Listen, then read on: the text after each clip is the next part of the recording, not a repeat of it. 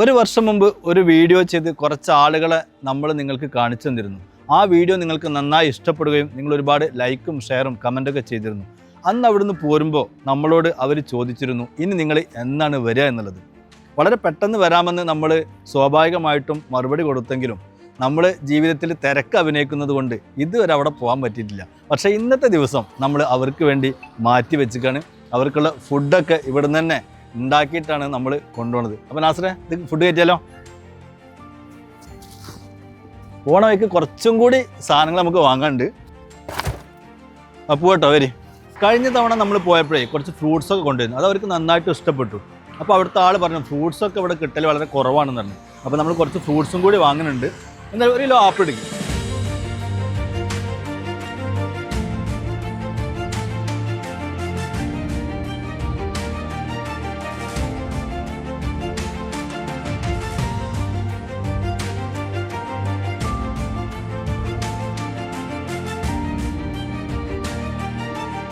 നമ്മളൊക്കെ യാത്രകളിൽ തെരുവിൽ അലഞ്ഞു നടക്കുന്ന ഒരുപാട് പേരെ കാണാറില്ലേ? ആരോടൊന്നില്ലാതെ സംസാരിക്കുന്നവർ, ആരോടൊന്നില്ലാതെ പുഞ്ചിരിക്കുന്നവർ, മുഷിഞ്ഞ വസ്ത്രങ്ങളും ഒട്ടിയ വയറുമായി കഴിയുന്നവർ. അവർക്കൊക്കെ ഒരു പേരുണ്ടായിരുന്നു, ഒരു കുടുംബമുണ്ടായിരുന്നു, ഒരുപാട് സ്വപ്നങ്ങളുണ്ടായിരുന്നു. എന്നാൽ മാനസിക രോഗം അവരുടെ എല്ലാ സ്വപ്നങ്ങളെയും തകർത്തു കളഞ്ഞു. അവരോടൊപ്പമാണ് നമ്മൾ അല്പസമയം ചെലവഴിക്കാൻ വേണ്ടി പോകുന്നത്. അവർക്ക് വേണ്ടിയിട്ടാണ് നമ്മൾ ആ കാണുന്നതൊക്കെ കൊണ്ടുവന്നിട്ടുള്ളത്.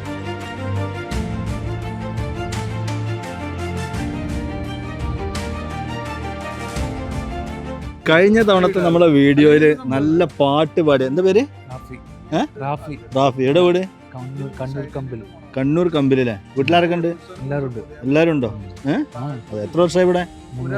3 വർഷമായിട്ട് ഇവിടെ ഉണ്ട് റാഫി. നമുക്കൊരു പാട്ട് പാടും. പാടിക്കാണി, നല്ല പാട്ട്. ആകെ പ്രപഞ്ചങ്ങൾക്കെന്നും നീലാതനെ, ആകെയും കാരുണ്യം നൽകും പടച്ചോനെ, ജനനം മുതൽ ദുഃഖങ്ങൾ കൂടെ പിറപ്പാണേ, ജന്നത്തീരുലോകമികിയൻ സുബ്ഹാനേ. കൂടി പാട്ട് പാടും. നല്ല പാട്ടോട് വരും. നല്ല പാട്ടടിക്കാൻ. ഇത് കഴിഞ്ഞാലും പാടില്ല, വേറെ പാട്ടില്ലേ? ഈ ഒരു പാട്ടുകാരേ ഉള്ളൂ. എന്തായിക്കോട്ടെ. ലജ്ജാവതിയെ എന്റെ കള്ളക്കാട കണ്ണിൽ, ലജ്ജാവതിയെ എന്റെ കള്ളക്കാട കണ്ണിൽ. ഭാരത് പബ്ലിക് പാർട്ടി ആണ് എൻ്റെ പാർട്ടി. കമ്മ്യൂണിസ്റ്റ് പാർട്ടിയാണ്, മതവിശ്വാസമുള്ള കമ്മ്യൂണിസ്റ്റ് പാർട്ടിയാണ്. മഹാദേവ വിശ്വാസികളെ അടിസ്ഥാനമാക്കിക്കൊണ്ട് ആ യുഗാന്തരങ്ങളായിട്ട് ഇന്ത്യയിൽ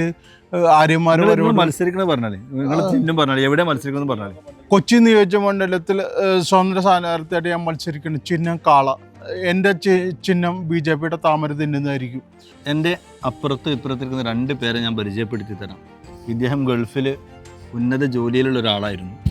അവിടുന്ന് ബിൽഡിങ്ങിൻ്റെ മുകളിൽ നിന്ന് വീണ് നട്ടലിലൊക്കെ തകർന്ന് അങ്ങനെ മാനസിക വൈകല്യം സംഭവിച്ച ആളാണ്. ഇദ്ദേഹത്തിൻ്റെ ഭാര്യയും കുട്ടികളൊക്കെ ഉണ്ട്.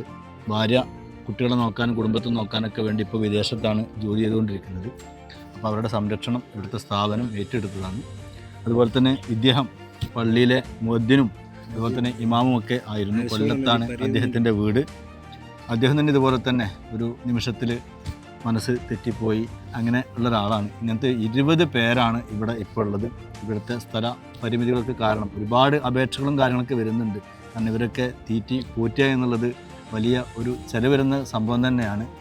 കാരണം ഇവരുടെ ഭക്ഷണം, വസ്ത്രം, അതുപോലെ തന്നെ ഇവരുടെ മരുന്നുകളൊക്കെ കഴിക്കുന്ന ഒരുപാട് പേര് ഇവിടെ ഉണ്ട്. എന്തായാലും ഇവരോടൊന്നിച്ച് നമുക്ക് എന്ത് ചെയ്യാം, ഭക്ഷണം കഴിക്കാം. ബാക്കി കാര്യങ്ങൾ ശേഷം പറയാം.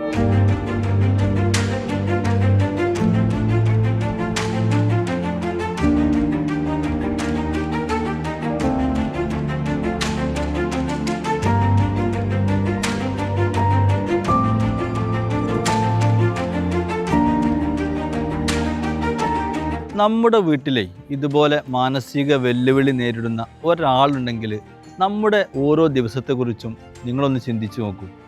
അപ്പോൾ അത്തരത്തിൽ മാനസിക വെല്ലുവിളി നേരിടുന്ന 20 പേരെയാണ് നമ്മളേവർക്കും അറിയാവുന്ന ബഷീർ ഫൈസി വെണ്ണക്കോട് ഉസ്താദ് ഇവിടെ കൊണ്ടുവന്ന് ഇവർക്ക് വേണ്ട ഭക്ഷണം, പാർപ്പിടം, അതുപോലെ തന്നെ മരുന്ന് എല്ലാം നൽകി, വസ്ത്രങ്ങളൊക്കെ നൽകി സംരക്ഷിക്കുന്നത്. പ്രത്യേകിച്ച് നമുക്കറിയാമല്ലോ, മാനസിക വെല്ലുവിളികൾ നേരിടുന്നവരെ പരിചരിക്കാൻ ഭയങ്കരമായിട്ടുള്ള ചിലവുകളുണ്ടാകും. അതുപോലെ തന്നെ നല്ല വൈദഗ്ധ്യം വേണം, നല്ല ക്ഷമ വേണം. അപ്പോൾ നമ്മുടെ ഹക്കീം മഹസിനി ഉസ്താദാണ് ഇവരുടെ പരിചരണങ്ങളൊക്കെ നോക്കി നടത്തുന്നത്. അപ്പോൾ സാമ്പത്തികമായിട്ട് വലിയ ചിലവാണ് വരുന്നത്. 20 പേരെ സംരക്ഷിക്കാൻ ഏറ്റവും മിനിമം ഒരു മാസം 1 ലക്ഷം രൂപ ചിലവ് വരുന്നുണ്ട്. അതായത് ഒരാൾക്ക് 5000 രൂപയാണ് ചിലവ് വരുന്നത്. 2 പേരെ എന്തായാലും പേയ്മെൻറ്റ് ഏറ്റെടുത്തിട്ടുണ്ട്.